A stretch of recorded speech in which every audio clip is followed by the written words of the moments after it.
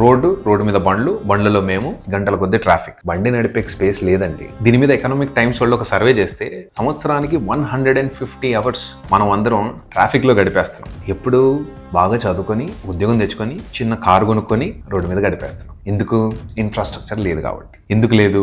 ఎందుకంటే ఒక capitalist dream మనకు అమ్మారు కదా, కారు కొనుక్కోండి, బైక్ కొనుక్కోండి, క్రెడిట్ కార్డ్ అప్లై చేసుకోండి అని. కొంతమందికి 22 yearsకే జాబ్ వస్తుంది, కొంతమందికి 25 yearsకి వచ్చింది. వచ్చి రాగానే ఇప్పుడు వాడు సొసైటీలో చూపించుకోవాలి కదా, మేమందరం వాడు ఫలానా కారు కొన్నాడు, నేను కొంటా. ఒక క్రానీ క్యాపిటలిస్ట్ డ్రీమ్ మాకు అమ్మారు కదా. ఇప్పుడు మేము దాని ఈఎంఐలు కట్టుకుంటూ అట్ ద సేమ్ టైం ట్రాఫిక్లో 150 నుంచి 160 గంటలు సంవత్సరానికి స్పెండ్ చేసుకుంటూ చాలా హ్యాపీగా గడిపేస్తున్నాం లైఫ్. ఇప్పుడు ఈ బిల్డింగ్ చూస్తున్నారు కదా, అప్రాక్సిమేట్లీ 1000 నుంచి 1500 ఇల్లులు ఉన్నాయి.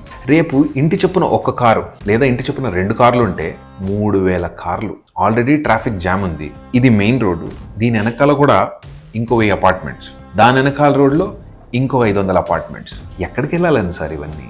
చిన్న డేటా పాయింట్ డిస్కస్ చేద్దాం. ఆన్ అన్ యావరేజ్ సంవత్సరానికి 3 కోట్ల మంది గ్రాడ్యుయేట్ అవుతున్నారు. ఎక్కువ వద్దు, 10% తీసుకుందాం హైదరాబాద్ పాపులేషన్కి. అంటే 30 లక్షల మంది హైదరాబాద్లో గ్రాడ్యుయేషన్ అయ్యి జాబ్ తెచ్చుకుంటున్నారు. 30 లక్షల్లో ఒక 25% బండ్లు కొంటున్నారు అనుకోండి. ఎన్ని లక్షల కార్లయా, ఎన్ని బైకులయా?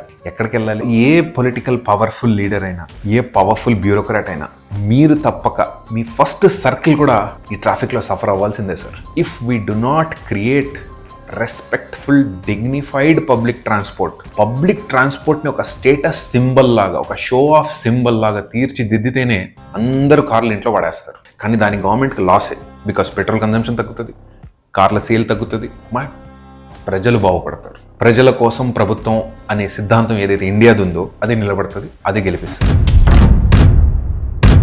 ఇంకొంచెం డెప్త్లోకి వెళ్తే ఒక్కొక్క కార్ నుంచి రిలీజ్ అయ్యి కార్బన్ ఎమిషన్, అది పెట్రోల్ అయినా డీజిల్ అయినా దాని పొగలో నుంచి వచ్చే ఎమిషన్స్ని కార్బన్ ఎమిషన్ అంటారు. దాని గురించి టెక్నికల్గా మాట్లాడడం కన్నా బైక్ మీద హెల్మెట్ పెట్టుకోకుండా ఒక గంట అలాగా ట్రాఫిక్లో తిరిగి వచ్చి మీ మొహం మీద ఇలా అనుకోండి, అదే కార్బన్ ఎమిషన్. ఇదే మీరు పీలుస్తున్నారు, ఇదే వదులుతున్నారు. అయితే దీనికి ఆపోజిట్గా వేరే దేశాలు ఏం చేస్తారంటే, ఒక కమ్యూనిటీని డెవలప్ చేసినప్పుడు దాని చుట్టుపక్కలంతా ఒక అడవి పెడతారు. గచ్చిబౌలి నుంచి మణికొండ మధ్యలో ఒక 2 to 3 kilometers 4 kilometers స్పాన్లో గ్రీన్ జోన్స్ క్రియేట్ చేస్తారు. అక్కడ ఓన్లీ పార్క్స్ లేదా జంతువులు ఇలాంటివే కనిపిస్తాయి.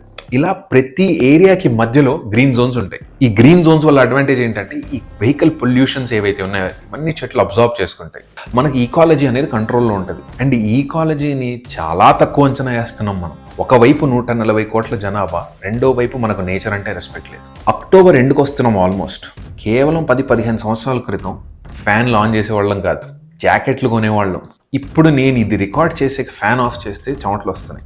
ఇదేనండి మనం సాధించింది నేచర్లో. నేచర్తో నాకేంటి, ఎటుపోతే ఏంటి అంటున్నారు కొంతమంది కామెంట్ సెక్షన్లో. అన్నీ పక్కన పెడదాం. సో ఈ పీలుస్తున్నారు కదా లంగ్స్లోకి గాలి, దానివల్ల వచ్చే ప్రాబ్లమ్స్కి మరి ట్రీట్మెంట్కి రెడీ ఉన్నారా? నేను ఒక్కడే మాట్లాడితే సరిపోదు. మీరు మీ ఫ్రెండ్స్లో ఇలాంటి విషయాలు తెలిసేలా చేయాలి. మీ ఒపీనియన్స్ నాకు చెప్పండి కింద కామెంట్ సెక్షన్లో. Thank you for watching. జై హింద్.